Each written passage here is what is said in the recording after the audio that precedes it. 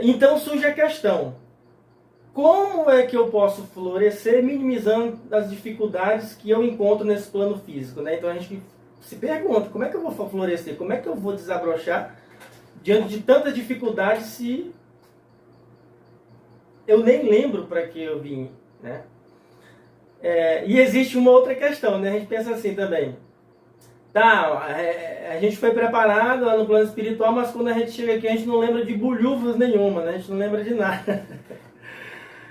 Então, claro, esse é o desafio. A gente, por isso que a psicanálise e as terapias holísticas, elas focam muito nesse cenário do sujeito trabalhar a si mesmo, o autoconhecimento, porque a partir do autoconhecimento, quando eu começo a me trabalhar, me conhecer, eu começo a descobrir qual é o meu talento, qual é o meu dever, qual é a minha missão,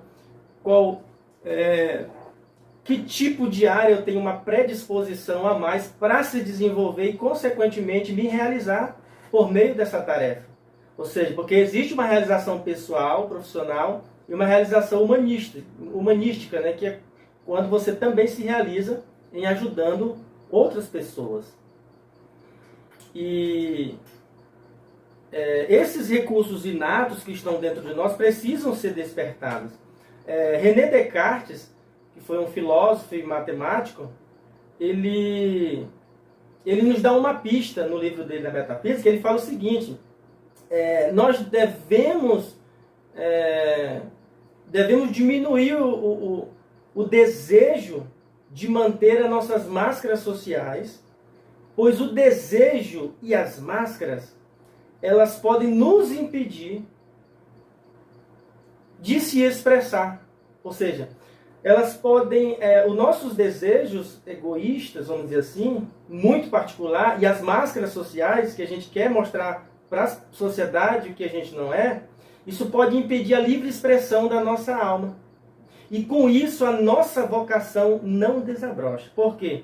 Porque quando a gente insiste em ser o que não é, dificilmente o nosso talento interno, essa força que vai nos impulsionar para desenvolver uma tarefa, uma missão aqui na Terra, ela não vai ter espaço. Então a gente não vai desabrochar. Eu acho muito interessante essa pista que o Descartes dá, né? Porque se a gente conseguir diminuir um pouco esses desejos muito associados ao mundano e à vaidade, isso já vai reduzir a nossa capacidade de usar máscara toda hora para mostrar uma coisa que a gente não é. Então, quanto mais realista a gente é com a gente mesmo, maior é o nível de consciência que a gente terá sobre nós mesmos. Por quê? Porque aí a gente passa a se aceitar.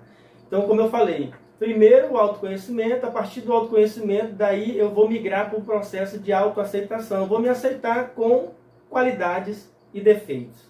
E quando eu me aceito com qualidades e defeitos e diminuo esse julgamento em relação a mim mesmo, eu também diminuo, consequentemente, o julgamento em relação a outras pessoas, aos meus filhos, a minha esposa. E as crises existenciais, a inquietação mental tende a diminuir. Porque quando nós temos uma predisposição a se julgar, a se cobrar demais, às vezes a gente também pode cobrar outras pessoas sem perceber, né? Agora, isso que eu falei, aparentemente é muito bonitinho, muito coordenado, mas não é bem assim, porque existem as exceções. O que eu quero dizer que existem as exceções? Que nem todos os nascimentos são programados.